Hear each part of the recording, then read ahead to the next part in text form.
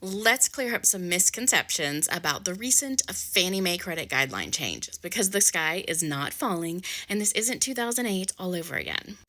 First of all, Fannie Mae removing the minimum 620 credit score doesn't mean that anyone can just walk in and get a mortgage now. What it does mean is that instead of using an arbitrary credit score cutoff, buyers will now go through something called a desktop underwriting up front. It's a more comprehensive, data driven way to evaluate risk, and running a DU earlier in the process and still waiting till the end of the loan for underwriting is often going to be a better indicator of a buyer's financial readiness than just credit score alone. Second, just because Fannie Mae removed the minimum doesn't mean lenders won't.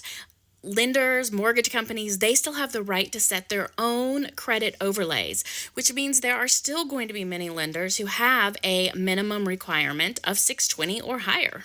They may even have stricter requirements based on their own risk tolerance, which is why it's important to shop around for lenders to find the one that's going to work best for you. And third, this isn't new. The VA loan program, which has been around forever, also has no official credit score from the VA itself.